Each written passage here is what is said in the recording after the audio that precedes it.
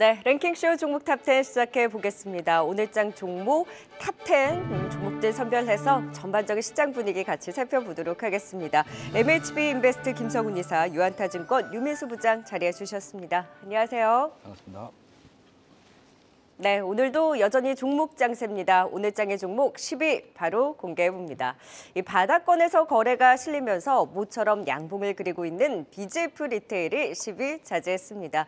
아마 랭킹쇼에는 편의점주 처음 순위에 올라오는 것 같은데요. 그만큼 많이 소외되어 있었다는 거죠.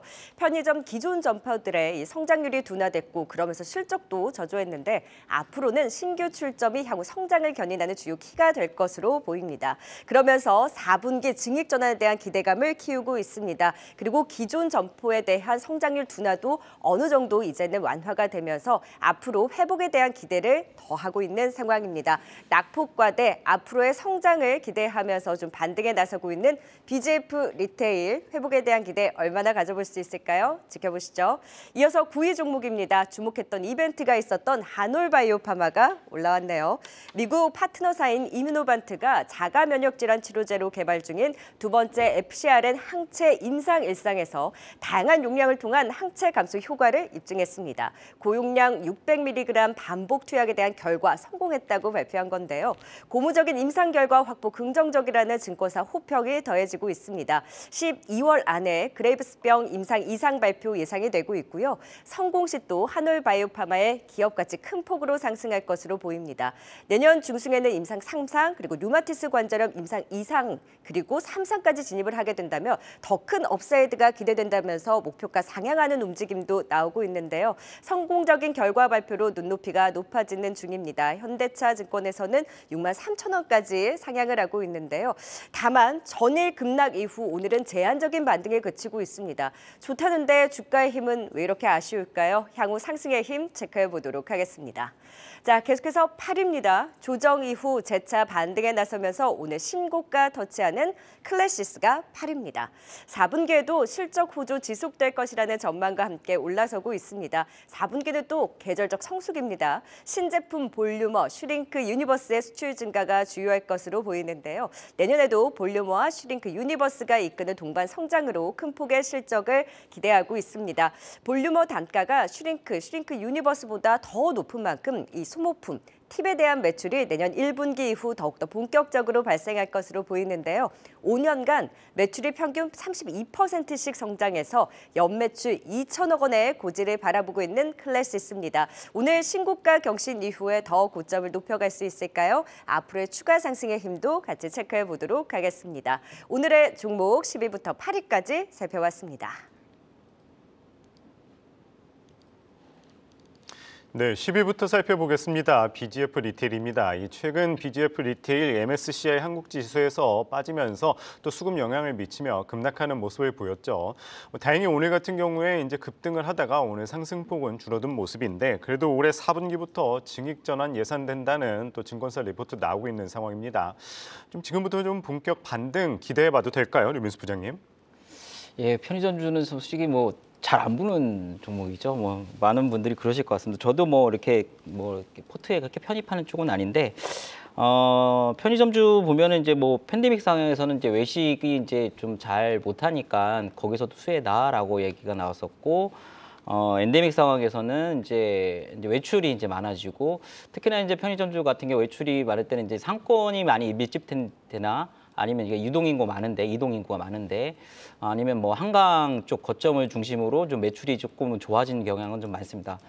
그래서 작년도 매출이 상당히 좋았기 때문에 눈높이가 상당히 어느 정도 있었던 상황이었기 때문에 동사 역시 그런 부분에 좀 못 맞히는 부분. 근데 실적이 미스 정도까지는 아니고 전반적으로 약간 소폭 정도 떨어지는 상황이었거든요. 그리고 올해 전반적인 실적 예상치를 보더라도 작년 대비 매출이나 영업이익이 다 고루 일단은 절대적인 볼륨 자체는 커지는 상황은 맞다라고 보시면 될 것 같고, 특히나 이런 어떤 편의점주를 바라볼 때 보통은 이제 BGF 리테일, 그러니까 한 가지 사업만 했던 거죠. 이제 편의점 CU로 대변되는 그리고 BGF 리테일을 많이 봤는데.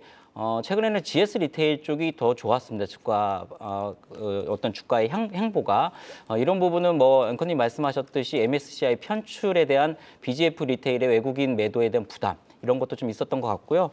아무튼 뭐 전반적으로 이 지금의 상황에서 편의점주에 대해서 뭐 적극적인 아주 최선호 섹터로 볼 수는 없지만 일단 밸류 자체가 지금 많이 낮아진 상황이고 지금 한 10배 정도 초반이거든요. 그렇기 때문에 일단은 뭐 비싸다고 생각할 수 있는 영역은 아니기 때문에 BJB 리테일 같은 경우는 뭐 단기 트레이드 정도는 가능한데 뭐 저는 뭐 개인적으로 뭐 꼭 이거를 가지고 뭐 계속적으로 뭐 어떤 추세를 노린다든가 이렇게는 뭐 안 할 것 같습니다. 그래서 아무튼 전반적으로 지금은 이제 그런 부담에서 이제 벗어나는 형국 이렇게 좀 보시면 될 것 같습니다. 네, BJF 리테일 뭐 낙폭과대의 반등 정도로만 일단 매매에 대한 매력도는 낮다라는 말씀도 주셨습니다.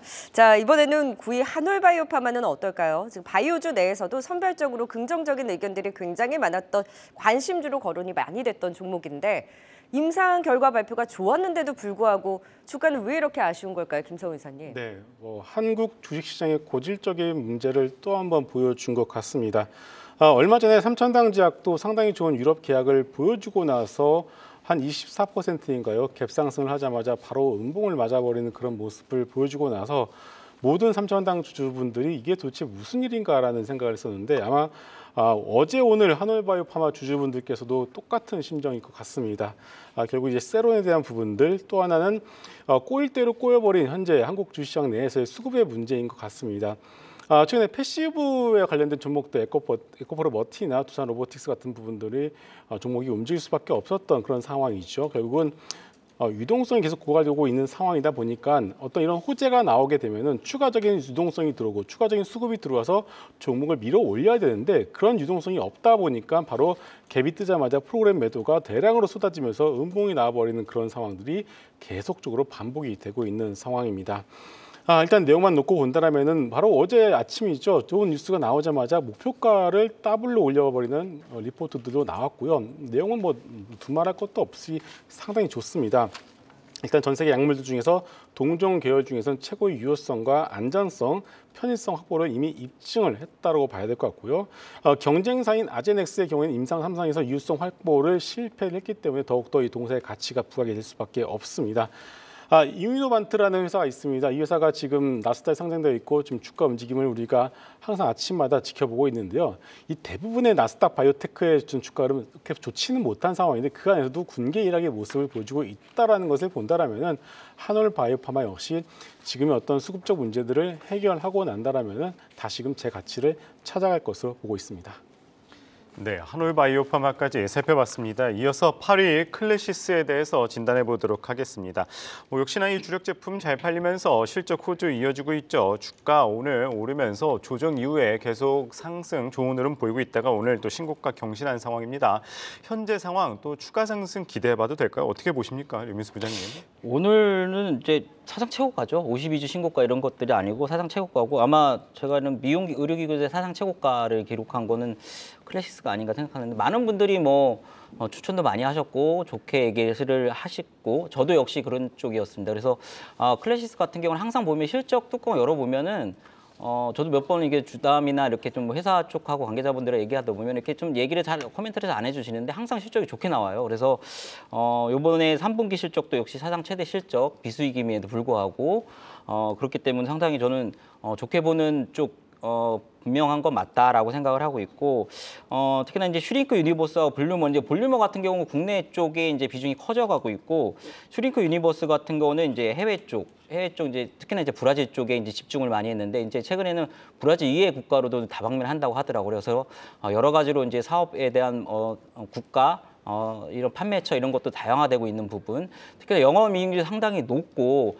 결과적으로 이런 미용 의료기기는 이런 성공 방정식을 갖고 있지 않습니까? 그러니까 장비 매출을 이제 쭉 깔아놓고 각 어떤 거점이라든지 병원에 깔아놓고 일단 지속적인 소모품, 이제 이 장비의 소모품들은 계속적으로 이제 발생할 수밖에 없기 때문에 그런 부분에 대한 어떤 매출에 대한 어떤 지속성, 연속성들이 계속 이어진다는 거죠. 그래서 신규 장비의 납품, 그다음에 이런 어떤 소모성 제품들에 대한 지속 계속적인 납품 이런 것들이 계속적으로 성장을 견인하고 있지 않나 생각을 하고 있고 지금 국내 소모품 매출 비중이 한 70% 된다고 해요. 그러면은 해외 쪽은 지금 40%가 좀 안 되는데 그렇다면 최소한 30% 이상의 소모성 매출도 계속적으로 향유할 수 있다라고 좀 보시면 될 것 같고 또 하나는 이제 이루다 인수에 관련된 부분인데 업계에서는 상당히 지금 싸게 인수한 걸로 좀 알려져 있거든요. 잘 모르겠습니다. 이루다의 어떤 오너분이 어떤 생각으로 이렇게 조금 하는지 모르겠지만 좀 싸게 좀 잘 인수했다라는 생각들을 지금 많이 갖고 있고 그렇다면 이루다의 어떤 레이저 제품하고 시너지 효과도 충분히 기대할 수 있겠다. 이런 부분 때문에 전반적으로 클래시스는 좋게 본다라고 말씀드릴 수 있는데 다만 이제 지수는 지금 사상 최고가 아니지 않습니까? 근데 동종모 지금 사상 최고가이기 때문에 보유도 괜찮지만 전 개인적으로는 일단은 오늘 같은 경우 슈팅 나올 때 일부 매도를 수익 실현하고 일부 또 조정 나올 때 다시 한번 매수하는 관점. 저는 이쪽을 더 선호하는 편입니다. 네, 여전히 긍정적이지만 오늘 사상 최고가 터치한 만큼 그래도 일부 차익 실현 말씀해 주셨습니다. 네, 계속해서 7위와 6위 종목도 살펴보도록 하겠습니다.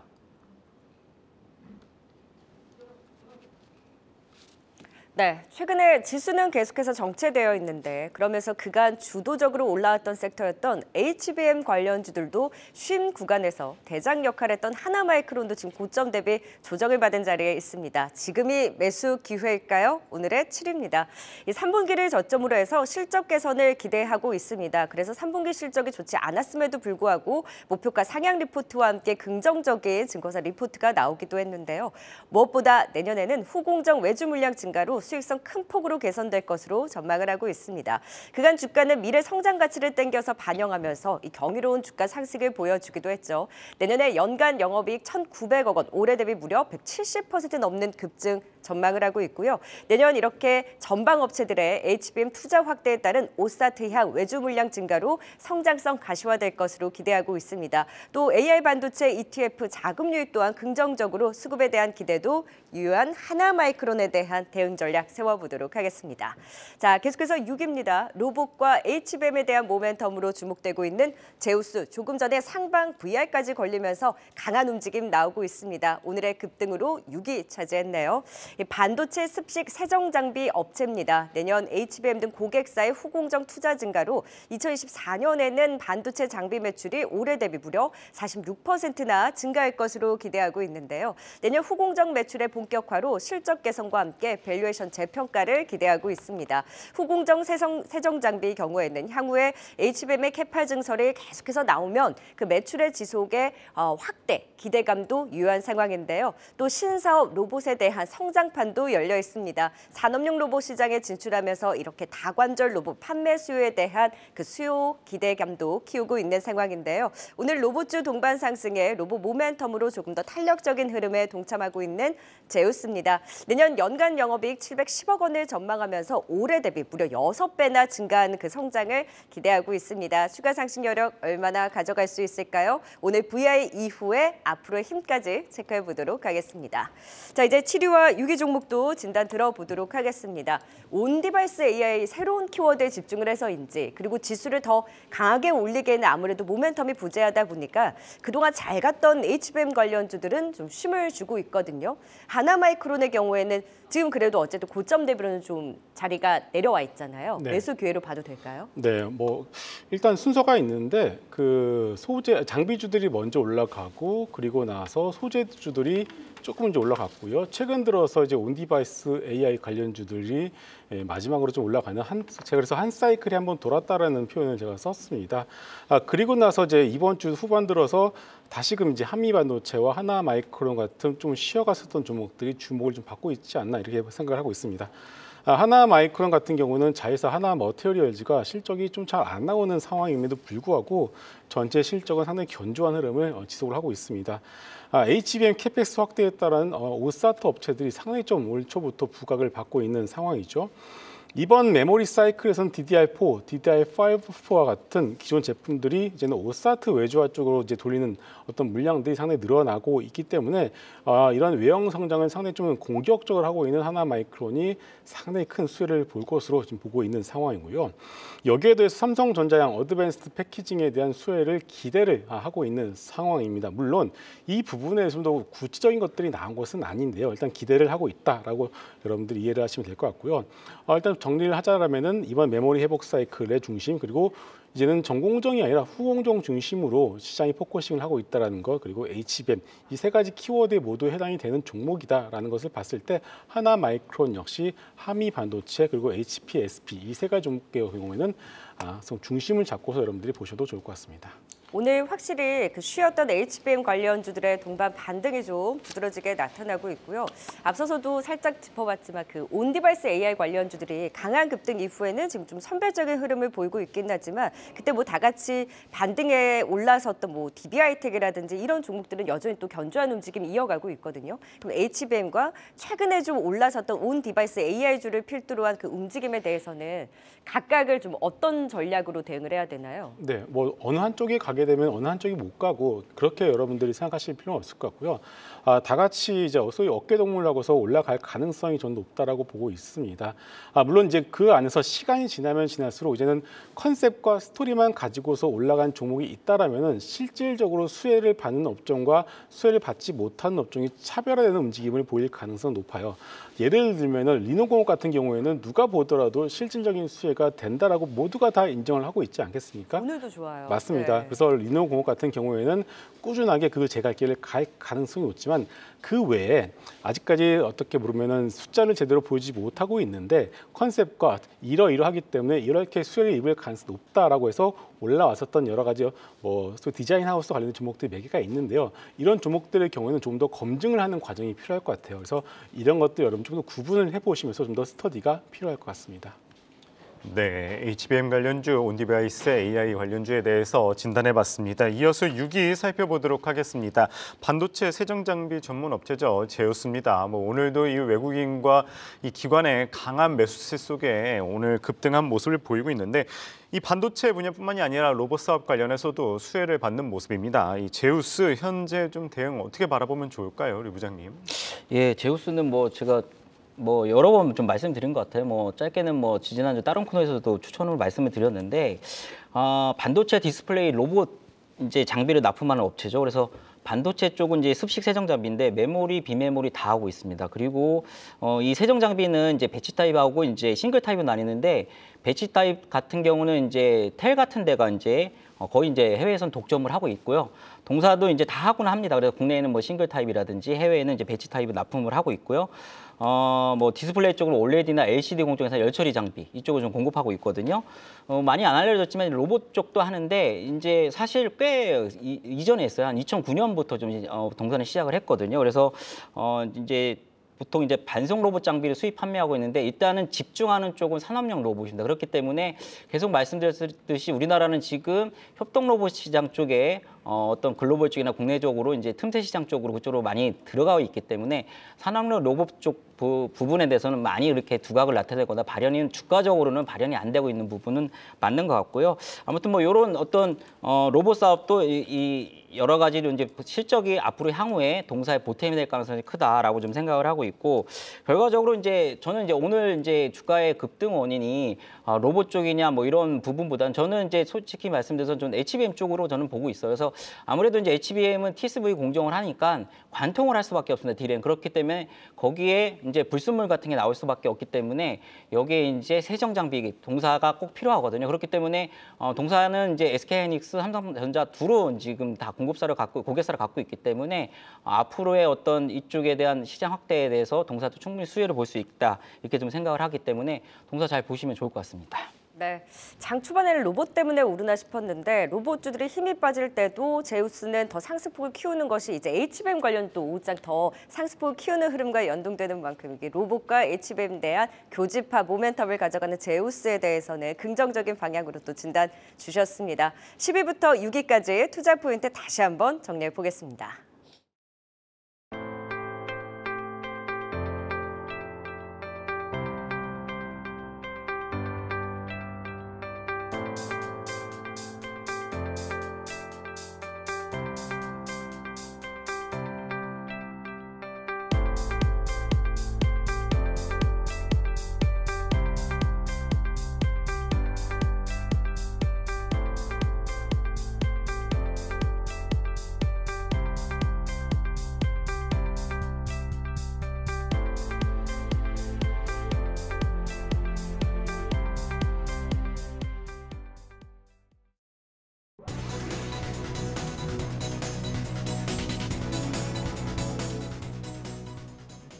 이 시각 특징주입니다. 오늘 한국은행 금통위가 기준금리를 또 동결했습니다.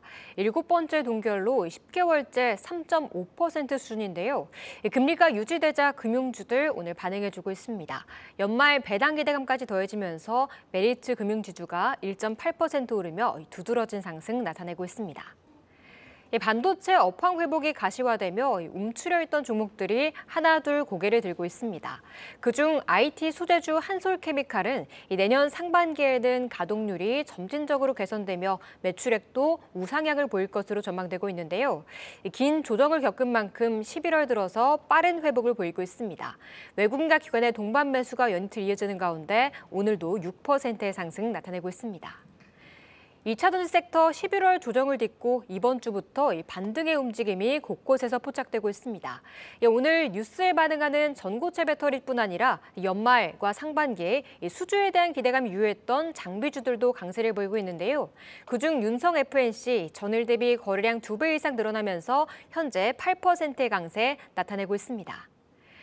전 세계적으로 비만 치료제의 인기가 높아지자 이제는 가짜약까지 기승을 부리고 있습니다.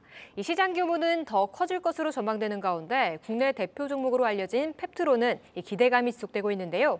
외국인의 순매수 사흘째 이어지고 있는 가운데 오늘 양봉 뿜어내면서 현재 34,150원에 거래되고 있습니다. 지금까지 이 시각 특징주 살펴봤습니다.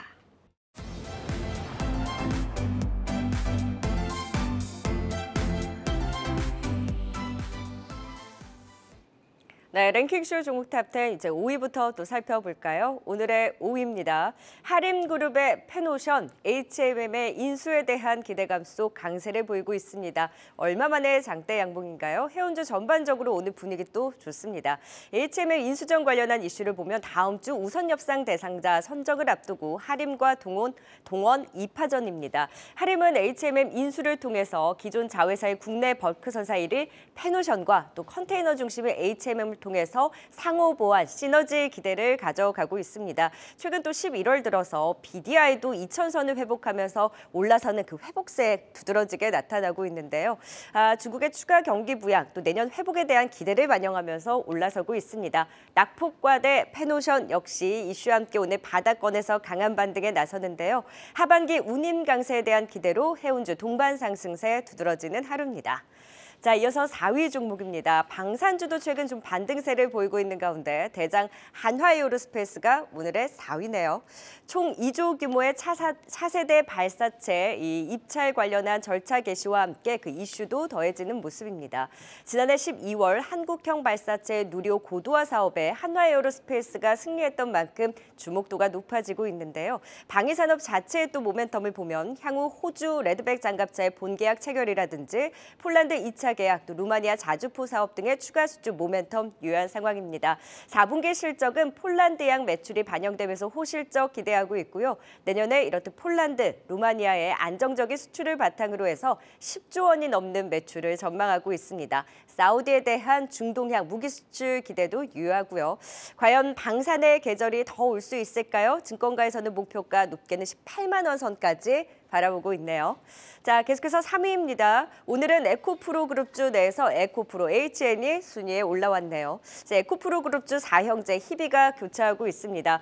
먼저 그 중심에는 에코프로 머티리얼즈 신규주에 대한 강한 개인의 매수를 수반을 하면서 주가가 고공행진했고 이 투자 경고 종목으로 지정이 됐는데 주가가 추가 급등하면 거래 정지 우려가 큼에도 불구하고 주가 계속해서 꼿꼿이 올려 세우고 있는 거 참 대단합니다. 전일 오후장 다만 변동성을 좀 확대하면서 우려가 커지기도 했는데 오늘 그래도 추가 상승세를 이어가고는 있습니다만 제한적인 좀 움직임을 가져가고 있습니다. 이런 가운데 급등했던 에코프로 머티리얼즈가 변동성을 확대할 때 이 수급이 상대적으로 최근에 주춤했던 다른 에코프로 그룹주로 유입이 되면서 에코프로 머티리얼즈가 어제 상승분을 반납할 때 고스란히 에코프로 BM으로 수급이 유입되면서 급등이 연출되는 등 반비례의 흐름이 두드러지기도 했습니다. 자, 오늘은 에코프로 HN으로 수급이 유입되면서 장중 12%까지 급등, 다만 윗꼬리를 달면서 역시 변동성을 확대하고 있습니다. 제한된 수급의 순환과 또 이동으로 에코프로 그룹주 내에서 등락을 거듭하면서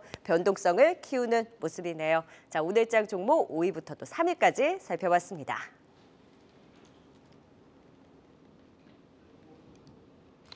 네, 5위 페노션 살펴보도록 하겠습니다. H&M 인수 관련해서 이슈가 있죠. 최근 들어서 기관의 매수세가 이어지다가 오늘 외국인 매수세도 들어온 상황입니다.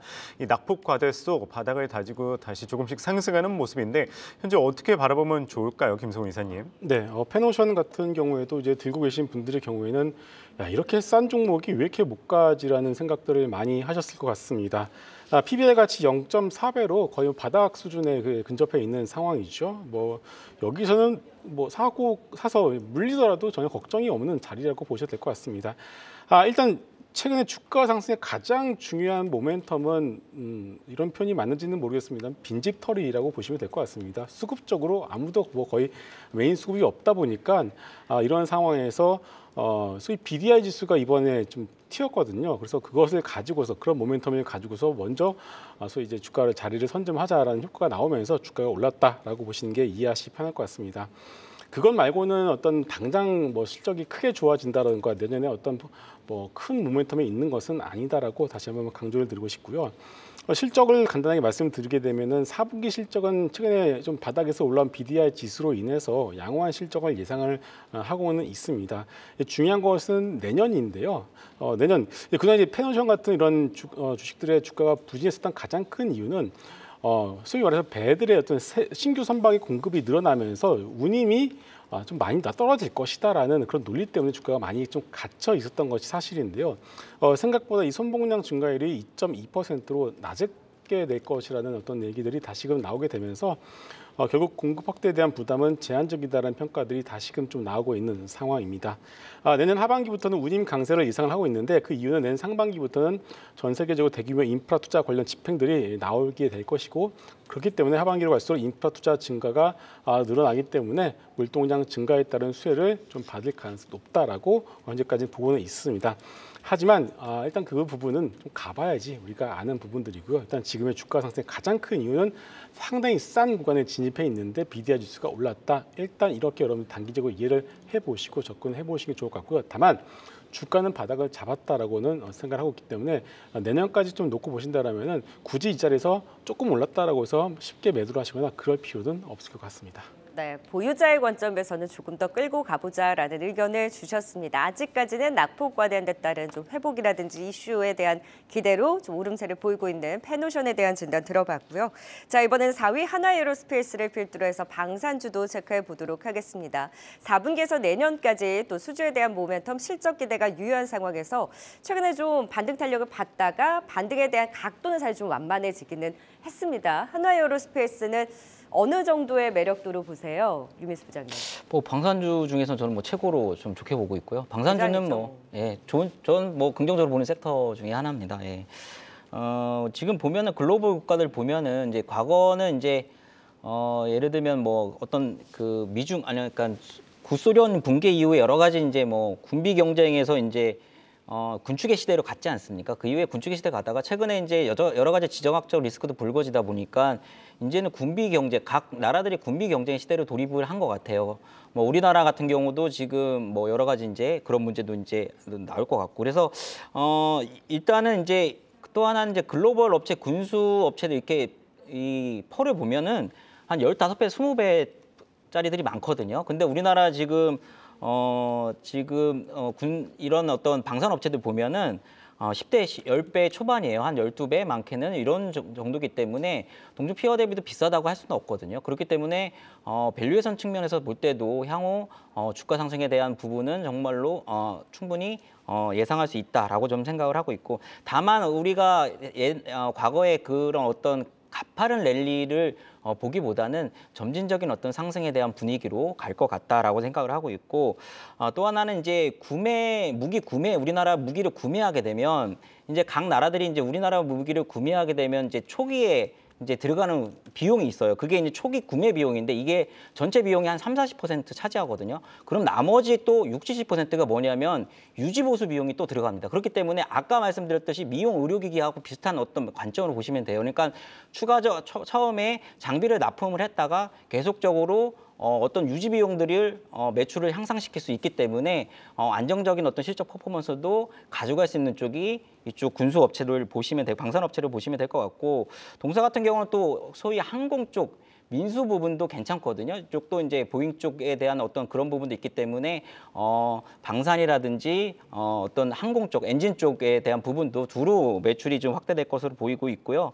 뭐 앵커님이 잘 말씀드렸기 때문에 뭐 그 부분은 뭐 차치하겠습니다. 호주 이런 부분, 또 루마니아, 그 다음에 이제 중동 지역까지 이제 자주포 부분이 이제 확대될 가능성이 높거든요. 그런 부분도 보시면 좋을 것 같고, 또 하나는 폴란드가 여러 가지 뭐 정치적인 부분, 그 다음에 지불 문제 이런 문제가 있었지만 결과적으로 폴란드는 우리나라밖에는 대안이 없는 것 같아요. 그렇기 때문에 지금 최근에 언론에 의하면 2차 구매에 대한 이런 얘기들이 계속 나오고 있고, 이런 것들이 최종 협상에 지금 돌입 단계에 있다. 이거 항상 뭐 이런 부분은 이제 비밀리에 이루어지는 부분이기 때문에 이런 어떤 긍정적인 포인트들도 계속적으로 나오고 있다. 마지막으로 하나그룹이 결과적으로 지금 포커스를 맞추고 있는 거는 우주항공 쪽하고 이쪽인데, 그렇다면 하나 에어로스페이스가 가장 중심에 설 수밖에 없겠다라고 생각을 하고 있기 때문에 우주항공, 방산을 두루 갖춘 하나 에어로스페이스는 여러분들 잘 보시면 좋을 것 같다, 이렇게 생각을 하고 있습니다. 네, 한화 에어로스페이스에 대한 이 긍정적인 의견 들어봤습니다. 이어서 3위 진단해 보도록 하겠습니다. 에코프로 HN입니다. 최근 들어 에코프로 사용제 주가 희비가 엇갈리고 있는 상황입니다. 어제 같은 경우는 에코프로 BM이 급등이 나왔고, 오늘은 에코프로 HN이 또 급등을 나온 모습인데, 다만 상승폭은 줄어든 상황입니다. 에코프로 HN은 더불어서 에코프로 사용제 좀 어떻게 대응하면 좋을까요, 김성훈 이사님? 네, 에코프로 HN 같은 경우에는 솔직히 2차 전지 관련 기업이라고 얘기하기가 좀 어렵죠. 친환경 전문 기업이고요. 클린룸에 들어가는 어떤 필터, 그리고 미세먼지 저감 솔루션, 온실가스와 관련된 그런 솔루션을 주된 사업으로 하고 있습니다. 최근 들어서야 이제 2차 전지 쪽으로 하도 이제 얘기들이 좀 나오다 보니까 회사 측에서 양극재, 도판토 등 2차 전지 부소재 개발을 이제는 중장기적으로 하겠다라고 이제 발표를 이제 했는데요. 실질적인 매출은 거의 없다라고 이제 보시면 될 것 같습니다. 그럼에도 불구하고 이렇게 보시면 될 것 같아요. 위메이드가 이제 오른다 싶으면은 위메이드 맥스가 바로 상한가를 들어가고요. 갤럭시아 머니터리가 오른다 싶으면 갤럭시아 SM이 상한가를 가죠. 셀바스 AI가 오른다 싶으면 셀바스 헬스케어가 상한가를 갑니다. 보통 이런 짝짓기 매매를 시장에서 하는 종목들이 있는데, 그런 관점에서 에코프로 HN을 이제 쳐다보시면 될 것 같고요. 결국 그 얘기는 뭐냐면은 향후에 에코프로 그룹주들이 이제는 뭐 쇼커버링이든 아니면 2차 전지 업황을 바닥을 찍고 올라가는 등 어떤 식의 어떤 명분을 가지고 올라간다라면은 트레이딩 관점으로 수급들이 이런 에코프로 HN을 매매를 하기 위한 수급들도 따로 좀 모일 겁니다. 이제 그런 관점에서 트레이딩으로만 여러분들 접근을 하시는 것이 맞지, 뭐 2차 전지 어떤 밸류에이션, 그 어떤 다른 펀더멘탈적으로 이 종목을 접근을 하실 필요는 없을 것 같습니다. 네, 에코프로 HN 트레이딩 관점에서 의견 주셨습니다. 이어서 유튜브 채팅창에 또 어떤 의견 올라오고 있는지도 알아보겠습니다. 네, 목요일 오후 함께하고 계신 시청자분들의 의견 몇 가지 나눠보겠습니다. 첫 번째로 김지민님께서 헐, LS 에코에너지 역시 사명에 에코 넣어야 해라고 댓글을 달아주셨습니다. 네, LS 전선아시아가 LS 에코에너지로 사명을 바꾸겠다고 발표했습니다. 기존 전력이나 케이블 사업뿐 아니라 해적 케이블, 히토류 분야로 사업을 확장해 친환경 에너지 기업으로 도약하겠다는 의미를 담은 건데요. 오늘 에코라는 아이템 장착하면서 급등 부스터 달고 있는데 25% 급등하고 있습니다. 25% 급등하면서 17,000원에 거래되고 있습니다. 다음은 이승진님께서 이 범한 퓨얼셀 가자라고 말해주셨습니다.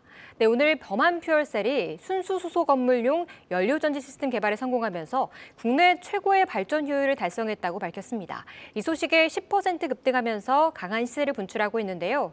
최근 우리나라와 사우디의 수소 경제 협력 소식이 들려오면서 관련주들 재조명받고 있는데 연말과 내년 기대해 볼 수 있을까요? 다음은 풀빌라 가는 백수님의 의견입니다. 코엘 패션 천장 뚫렸네요 라고 말해주셨습니다. 네, 코엘 패션이 조용히 또 꾸준히 고점을 높여가고 있습니다. 성격이 전혀 다른 전자와 패션 사업을 인적 분할해 경영의 효율을 끌어올리겠다고 밝혔기 때문인데요. 오늘도 7% 오르면서 신고가 경신했는데 분할기일 12월 28일까지 언제까지 올라갈 수 있을까요? 지켜봐야겠습니다. 지금까지 목요일장 시청자분들의 의견 살펴봤습니다.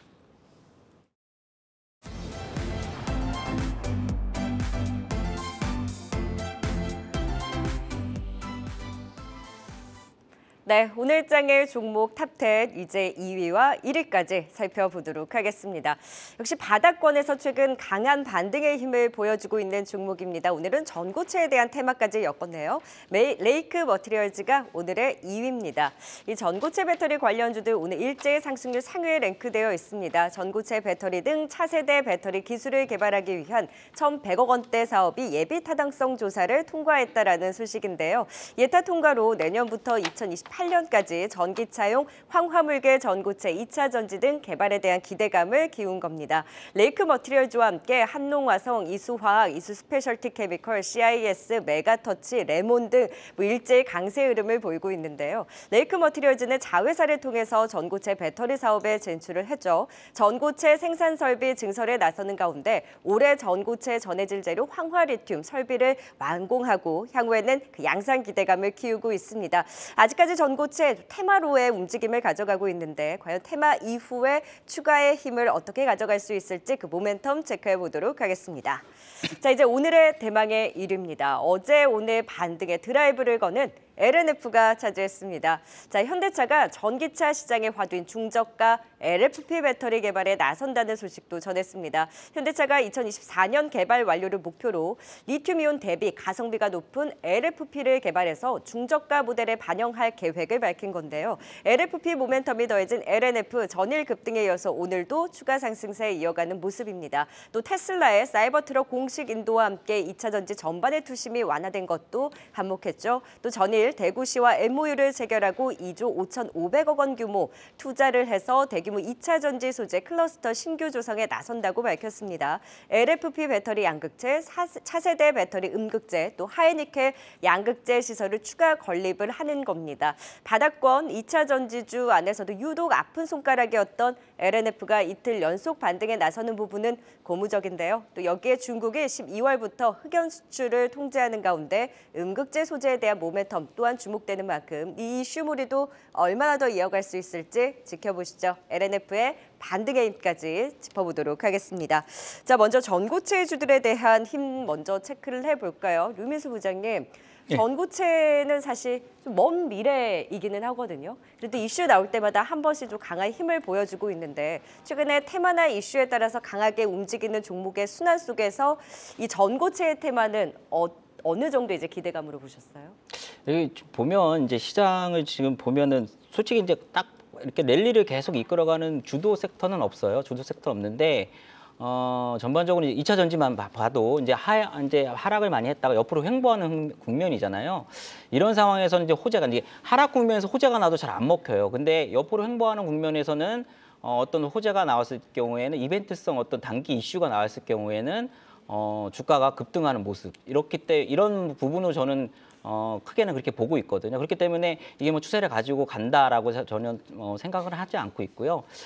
지금 보면은 이제 이 전고체 배터리라는 부분이 사실 새로운 게 아니지 않습니까? 지금 빠르면 현대자동차가 제가 27년에 얘기를 했고 지금 일본 쪽이 먼저 많이 하고 있죠. 도요타나 이제 2차 전지의 어떤 헤게모니를 먼저 잃었기 때문에 전고체 배터리 쪽에 집중한 걸로 알고 있고 그런 부분에서 뭐 도요타라든지 소니라든지 이쪽에서 많이 지금 전고체 배터리에 대한 집중 투자 및 연구 개발을 하고 있는 것 같습니다. 그래서 우리나라 같은 경우는 뭐 삼성 SDI가 가장 지금 앞서 있다고 좀 알려져 있거든요.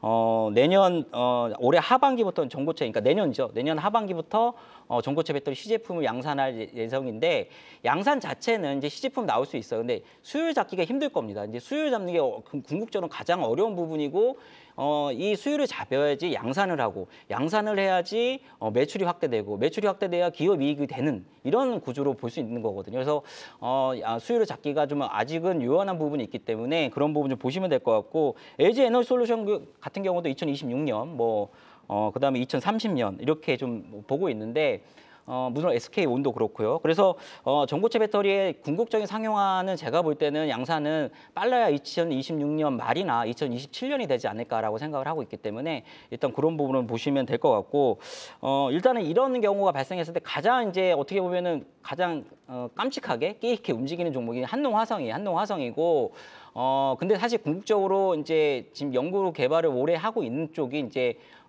이수스페셜 쪽으로 보시면 될 것 같아요. 그래서 옛날에 이제 인적 분할을 했고 이제 이수화학은 이제 순수 이제 어떻게 보면 합성 해제를 만드는 회사로 보시면 될 것 같고 이수스페셜티 케미칼이라는 회사를 이제 전고체 사업 쪽으로 이제 부각시키기 위해서 이제 인적 분할을 했죠. 그래서 이수 스페셜티 케미칼 같은 경우도 두 번째로 좀 강한 모습을 좀 보이고 있는 겁니다. 이렇게 좀 보시면 좋을 것 같고 레이크 머티리얼즈 같은 경우는 사실은 이제 반도체 이제 증착 장비에 필요한 공정에 필요한 이제 그 전고체를 납품하는 기업이죠. 물론 이제 태양전지 쪽도 지금 소재 쪽도 하고 있어요. 그래서 실적 자체는 안 좋아요. 업황 자체가 이제 반도체 쪽이 안 좋았기 때문에 실적 자체는 안 좋았고 영업이익률도 좀 많이 안 좋아졌더라고요. 한 20%였는데 지금 10% 중반대로 많이 떨어졌거든요.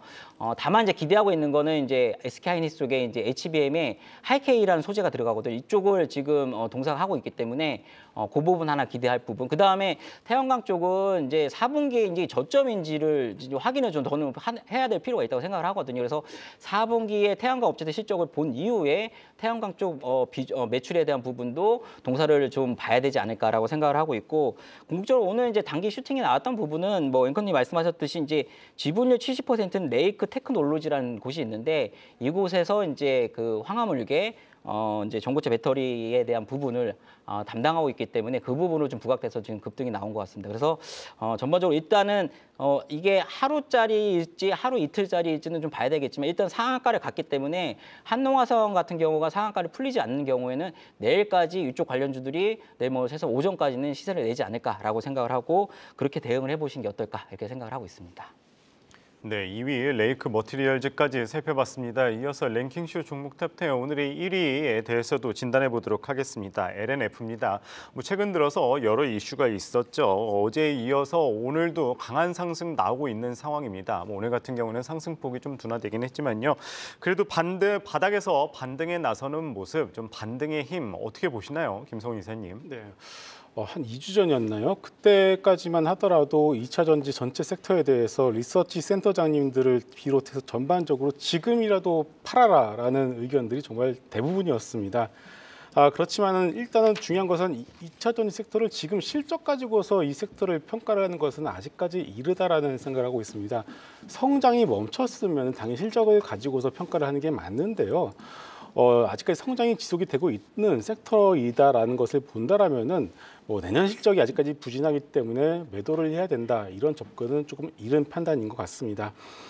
중요한 것은 일단 지금 바닥권에서 바닥인지 아닌지는 모르겠습니다만은 주가가 지금 우리가 모두 다 이전지의 악재에 대해서는 모두가 다 알고 있습니다. 전기차 판매량 둔화, 트럼프 대통령이 당선이 되면은 모두 더 갈아엎을 것이다 등등 악재는 모두가 다 알고 있는데, 이제는 시장이 이제 호재를 좀 찾는 듯한 느낌이 좀 들고 있어요. 뭐냐면은 지금 사이버 트럭과 관련된 이슈들, 4680 배터리에 LNF가 납품하고 있는 것은 이미 몇 달 전부터 모두가 다 알고 있고, 사이버 트럭이 이번 주에 고객에 인도를 한다는 건 모두가 다 알고 있는 사실인데 왜 어제 오늘 이렇게 주가 반응을 하냐 이거라는 거죠.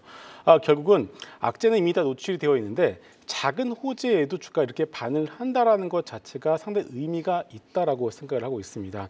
자, 그렇다면은 지금부터 우리가 어떤 것에 이제 어떤 방점을 둬야 되냐라는 것을 말씀드리게 되면은, 저는 일본 도요타 자동차가 얼마 전에 다시 한번 또 투자를 결정했다, 배터리에 투자를 했다는 것이 상당히 중요한 의미를 담고 있는 것 같습니다. 지금 135억 달러를 갖다가 총 노스캐롤라이나 주에서 짓고 있는 배터리 공장에 투자를 했다라는 결정을 했거든요. 왜냐하면 도요타 자동차는 지금까지 하이브리드에만 집중을 했었지 전기차 쪽으로는 그렇게 집중을 하지 않았습니다. 그러면 도요타 자동차가 이제는 본격적으로 뛰어든다는 것은 무엇을 의미하느냐? 이제는 도요타마저도 지금 뛰어들지 않으면 뒤처질 수 있다는 것을 또 느꼈기 때문이다라고 이렇게 생각을 하고 있어요. 그렇게 된다면 지금 이 시장 자체가 성장이 멈춘 것이 아니라 아직까지도 성장이 지속이 되고 있는 산업이기 때문에 지금 2차 전지 섹터에 대해서는 지금 나오는 리포트들을 보시면은 내년에 어떤 2023 실적에 대해서 아직까지 나오지 않기 때문에 매도를 해야 된다라는 내용들이 거의 대부분이지만 오히려 그 반대로 여러분들이 해석을 할 필요가 있지 않나 이렇게 생각하고 있고요. 그래서 일단 주가적인 측면을 놓고 본다라면은 숏 커버링에 대한 부분들이 분명히 나올 가능성이 있다라고 보여지고 있습니다. 지금 물려 계시는 개인분들이 불안할까요? 아니면은 이미 숏 포지션을 가지고 있는 수급이 불안할까? 이 질문을 던진다면 저는 오히려 숏 포지션을 들고 있는 분들이 이제 눈치 싸움을 하지 않을까라는 생각을 하고 있습니다. 어느 한쪽이 먼저 숏 포지션을 청산하기 시작하면 너도 나도 이것을 청산할 가능성이 높기 때문에 일단 그러한 관점에서 2차 전sec들을 보시는 것이 좀 좋을 것 같습니다. 네, 1위 LNF까지 알아봤습니다. 5위 페노션부터 1위까지 투자 포인트 다시 한번 보고 오겠습니다.